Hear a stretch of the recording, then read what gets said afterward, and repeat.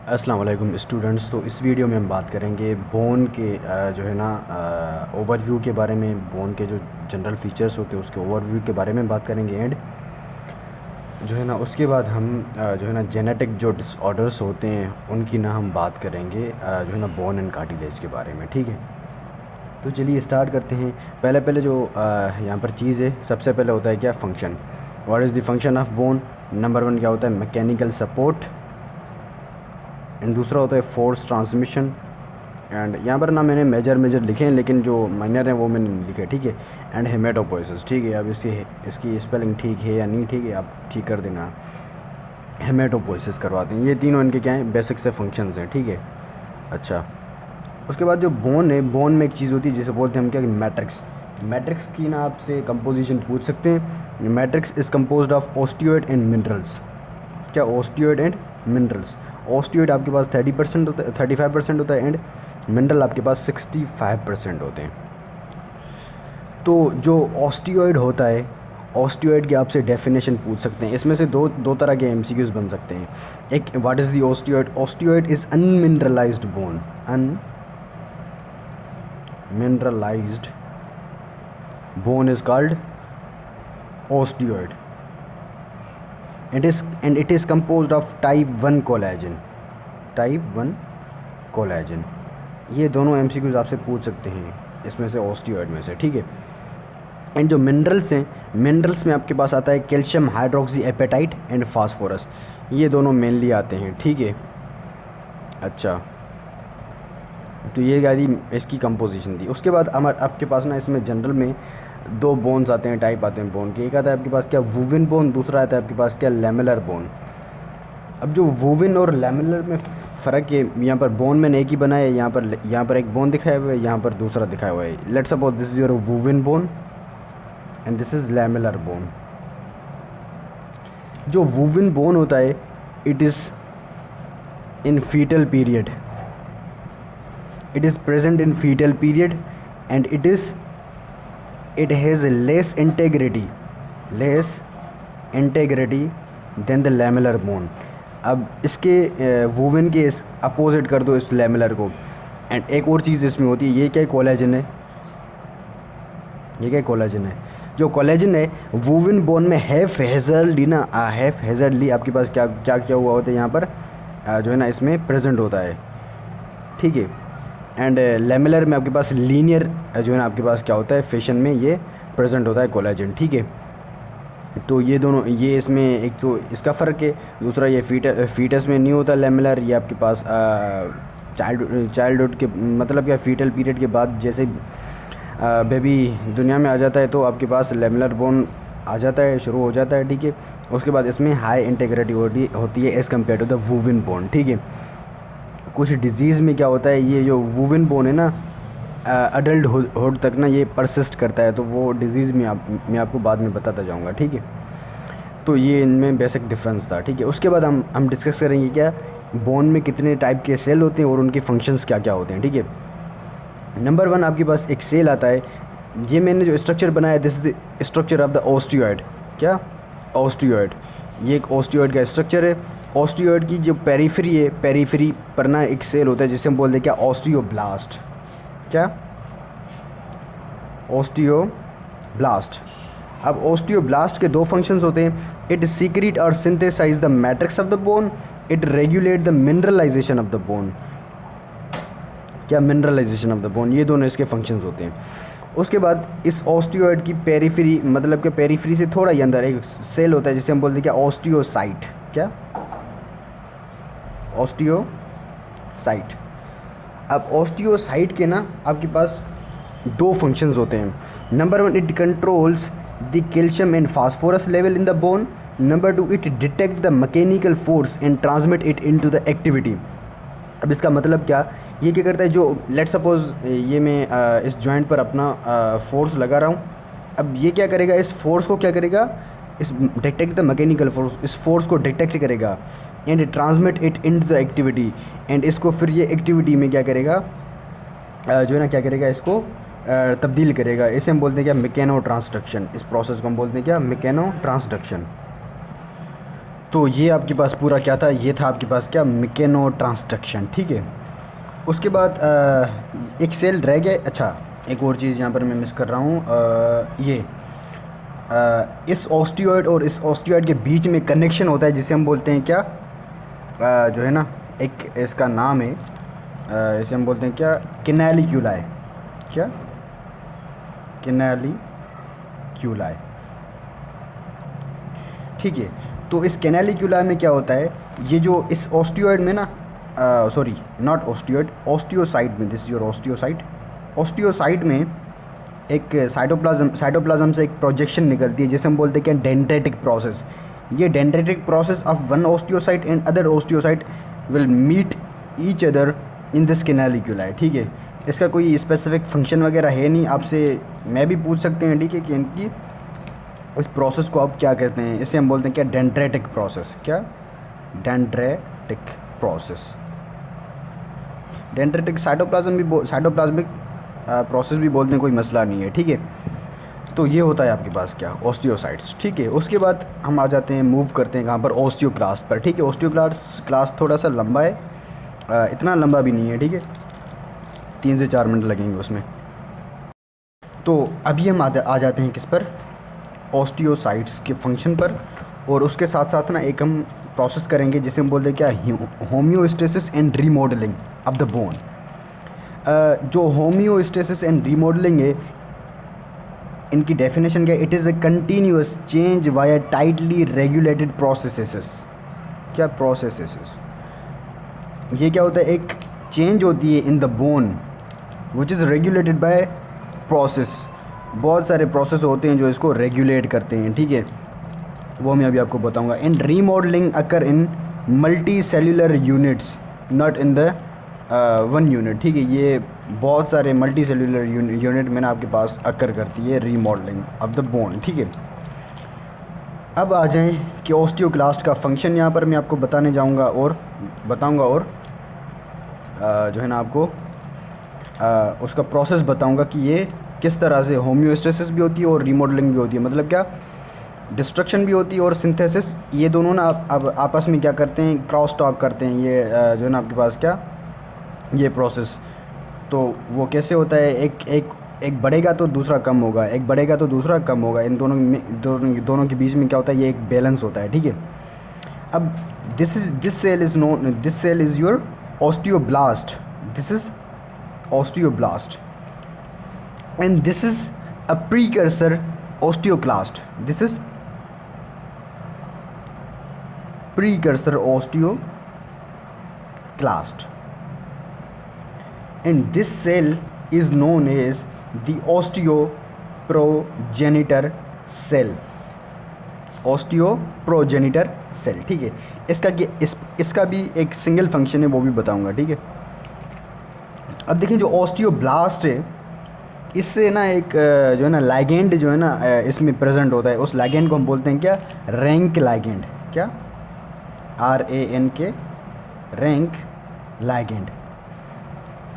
ये rank ligand का receptor होता है on this precursor osteoclast, and precursor osteoclast को आप मोनोसाइट भी बोल सकते हैं, ठीक है। अब देखिए होता क्या, इसमें ना आपके पास रैंक लाइगेंड आएगा, इसका ये रिसेप्टर होगा, ठीक है। ये क्या है, receptor for the rank ligand, ये इसके ऊपर बाइंड करेगा, ठीक है। This the one mechanism. और ये हो गया। उसके बाद यहाँ ऑस्टियोब्लास्ट एक चीज़ सीक्रेट करते हैं जिसे हम बोलते हैं क्या, monocyte colony stimulating factor. Monocyte colony stimulating factor, this is your that monocyte colony stimulating factor. और इसका एक ये ब्लू वाला क्या है, मोनोसाइट कॉलोनी स्टिमुलेटिंग फैक्टर है, ठीक है। ये अब ये क्या करेगा, इसका भी इस प्रीकर्सर ऑस्टियोक्लास्ट के ऊपर क्या होता है, रिसेप्टर होता है, ये इसके साथ बाइंड करेगा, ठीक है। अब ये दोनों प्रोसेस, ये बाय द वे अलग अलग ना इस एक चीज़ को ये एक्टिवेट करते हैं। ये भी अलग से एक्टिवेट करता है, ये भी अलग से एक्टिवेट करता है, ठीक है। यहाँ पर मैंने आपको ना एक ही साथ बता रहा हूँ, ठीक है। तो ये दोनों प्रोसेस क्या करेंगे, एक पाथवे को एक्टिवेट करेंगे। इस पाथवे को हम बोलते हैं क्या, न्यूक्लियर फैक्टर कैपा बी। देख रहे हैं यहाँ पर ये जो के है, ये मैंने इस तरह से लिखी है, ठीक है। ये ये के मैंने इस तरह से लिखी है, इसे हम बोलते हैं हम क्या, कापा, कापा या फिर केपा जो भी, ठीक। अब बोलें nuclear factor kappa B, this nuclear factor kappa B pathway is going to differentiate this precursor osteoclast into the active osteoclast. This will causes the differentiation of precursor osteoclast into this active osteoclast with very dangerous eyes and जो ना आपके पास क्या teeths, जो भी cutters वगैरह होंगे इसके ऊपर, ठीक है। बिकॉज ऑस्टियोक्लास्ट का जो फंक्शन होता है is the bone resorption, destruction of the bone, demineralisation of the bone, ठीक है, जो भी आप बोले, ये क्या होता है, इसका फंक्शन होता है। अब ये एक्टिव हो गया, अब ये क्या करेगा, यहाँ से मिनरल्स निकालता जाएगा, ठीक है। क्या क्या करेगा, मिनरल्स निकालता जाएगा। एंड यहाँ पर ये देख रहे हैं, जब ये यहाँ पर जब पहला जो ये स्टेप लेता है, तो यहाँ पर ना बोन में जो है ना क्या करता है, रिजॉर्प्शन जैसे ही स्टार्ट होती है तो यहाँ पर एक चीज़ बनती है जिसे हम बोलते हैं रिजॉर्प्शन पिट, रिजॉर्प्शन पिट, और यहाँ पर ये रिजॉर्प्शन पिट बनेगा, ठीक है। इस रिजॉर्प्शन पिट के लिए पिट पर ना फर्दर डिस्ट्रक्शन के लिए ना you have to acidify this resorption pit. If acidification of resorption pit does not occur, there will be a disease जो है ना आपके पास क्या हो जाएगी, अकर हो जाएगी, ठीक है। एंड उस डिज़ीज़ का नाम होता है ऑस्टियोपेट्रोसिस, ठीक है। उसके 4 से 5 फैक्टर्स होते हैं जो उसको रेगुलेट कर रहे होते हैं, ठीक है, वो मैं आपको बताऊँगा फर्दर आगे। तो आई होप कि इतना आपको क्लियर हो गया होगा, ये आपके ये पाथवे, ठीक है। अब ये क्या था, these 2 pathways are for the activation of the osteoclast, ठीक है। एक और पाथवे होता है which is not regulated by the blast, ठीक है। एक फैक्टर होता है जो रिलीज़ करता है आपके पास क्या, ऑस्टियोप्रोजेनिटर सेल, WNT प्रोटीन होता है, this is your WNT protein. WNT आपके पास एक रिसेप्टर के ऊपर बाइंड करेगा, this is your that receptor, और ये दोनों एक्टिवेट करेंगे एक पाथवे को जिसमें बोलते हैं क्या, बीटा कैटेनिन। ये मैंने कैट बनाई हुई है, ठीक। इस पाथवे को हम बोलते हैं क्या, beta catenin pathway. And this beta catenin pathway is also responsible for the differentiation of this one, ठीक है। तो ये होता है, और इस रिसेप्टर का जो नाम है, इस रिसेप्टर का नाम होता है LRP5 एंड LRP6। इस रिसेप्टर का जो नाम है क्या है, जिसके ऊपर ये WNT बाइंड कर रहा है, LRP5 एंड LRP6, ठीक है। इस रिसेप्टर का नाम आप याद करना, ठीक है, आपसे पूछ सकते हैं ये। तो ये होता है, ठीक है। एंड ये इसको स्टिमुलेट तो करता ही करता है, ठीक है, ये इसको स्टिमुलेट तो करता ही करता है, लेकिन ये एक और चीज़ करता है, ये मैंने क्या कहा था, इस ऑस्टियोक्लास्टिक एक्टिविटी और बोन फॉर्मेशन के बीच में एक बैलेंस रहता है, वो बैलेंस मैं अभी आपको बताऊंगा, ठीक है। अब ये इसको डिफरेंशिएट करेगा इनटू एक्टिव, और ये फिर रिजॉर्प्शन करवाएगा, ठीक है। अब ये तो मैंने आपको बोन की डिस्ट्रक्शन की पूरी बता दी, अब जो इसको प्रिवेंट करती है वो चीज़ें भी अभी आपको मैं बताऊँगा, ठीक है। अब ये जो आपके पास इसके ऊपर ये बाइंड करेगा ना WNT अपने रिसेप्टर पर, तो ये इसके साथ इसको तो एक्टिवेट करता ही करता है, लेकिन ये एक और चीज़ करता है, क्या, ये एक और चीज़ करता है, ये क्या करता है, इस चीज़ की प्रोडक्शन को बढ़ाता है। ये क्या करता है, अच्छा मैं ना इसको ग्रीन में दिखा रहा हूँ, ठीक है।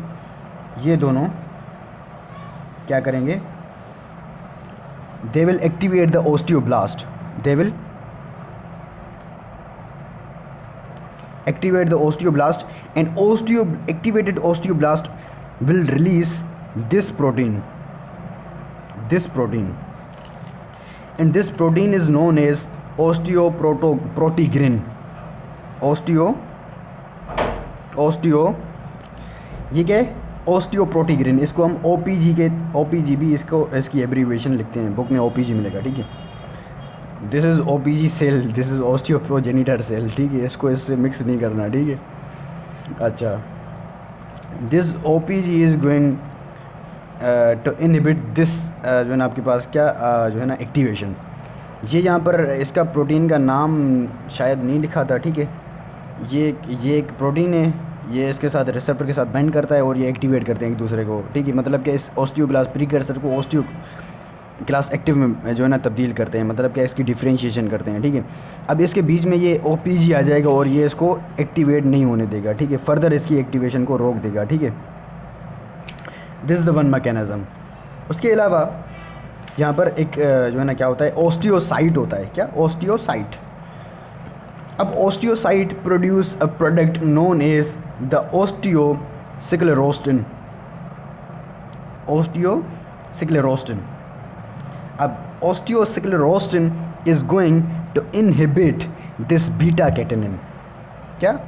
इस बीटा कैटेनिन को आपके पास क्या करता है? इनहिबिट करता है। जब ये इस बीटा कैटेनिन को इनहिबिट करेगा तो इसकी डिफरेंशिएशन फर्दर नहीं होगी via this WNT and LRP56 pathway or beta catenin pathway, ठीक है। एंड ये OPG आपके पास ना ये इस NF कैपा B के पाथवे को भी इनहिबिट करती है, ठीक है।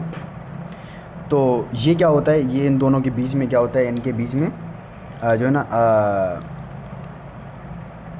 जो आपके पास क्या होती है, रेगुलेशन हो रही होती है इस तरह से, ठीक है। इनके बीच में ये बैलेंस होता है, कभी ये बढ़ता है और ये कभी ये दोनों साथ में बढ़ते हैं, कभी आपके पास जो है ना ये बढ़ता है, ठीक है।